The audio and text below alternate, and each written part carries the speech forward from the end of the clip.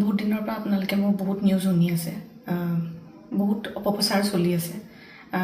যি নিউজ বাজি আছে তাৰ 10%ও সঁচা নহয়।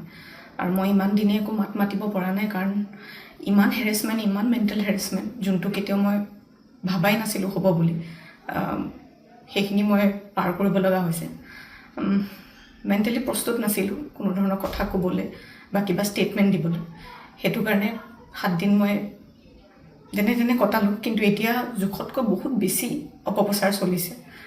আজি ফাইনেলি বহুত দিনৰ পিছত সাহস কৰি মই ছাৰেণ্ডাৰ কৰিব ওলাইছোঁ। মই ফুল কোঅপাৰেট কৰিম পুলিচৰ লগত। ইমান দিনে কৰিব পৰা নাছিলোঁ, মই পলাই ক'তো থকা নাই, মই লুকাই আছিলোঁ অকণমান, মই পৰা নাছিলোঁ সহ্য কৰিবলৈ। ইমান সহজ নহয় নিউজ এটা শুনি থকা বা নিউজ এটা কৰি থাকিলে, যি মন যায় তাকে কৈ আছে, কোনো ধৰণৰ তথ্য নোহোৱাকৈ কথা কৈ আছে। চবৰে এটা সীমা থাকে।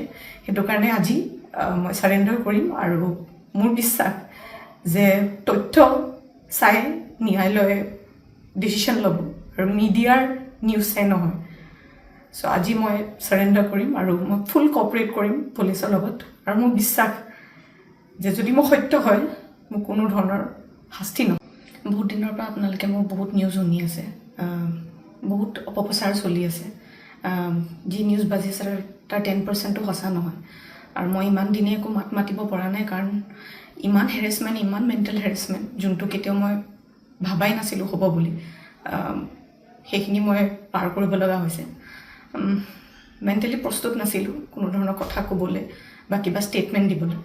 সেইটো কাৰণে 7 দিন মই যেনে তেনে কটালোঁ, কিন্তু এতিয়া জোখতকৈ বহুত বেছি অপপ্ৰচাৰ চলিছে। আজি ফাইনেলি বহুত দিনৰ পিছত সাহস কৰি মই ছাৰেণ্ডাৰ কৰিব ওলাইছোঁ। মই ফুল কোঅপাৰেট কৰিম পুলিচৰ লগত। ইমান দিনে কৰিব পৰা নাছিলোঁ, মই পলাই ক'তো থকা নাই, মই লুকাই আছিলোঁ অকণমান, মই পৰা নাছিলোঁ সহ্য কৰিবলৈ। ইমান সহজ নহয় নিউজ এটা শুনি থকা বা নিউজ এটা কৰি থাকিলে, যি মন যায় তাকে কৈ আছে, কোনো ধৰণৰ তথ্য নোহোৱাকৈ কথা কৈ আছে। চবৰে এটা সীমা থাকে। সেইটো কাৰণে আজি মই ছাৰেণ্ডাৰ কৰিম, আৰু মোৰ বিশ্বাস যে তথ্য চাই ন্যায়ালয়ে ডিচিশ্যন ল'ব, আৰু মিডিয়াৰ নিউজ চাই নহয়। চ' আজি মই ছাৰেণ্ডাৰ কৰিম, আৰু মই ফুল কোঅপাৰেট কৰিম পুলিচৰ লগত।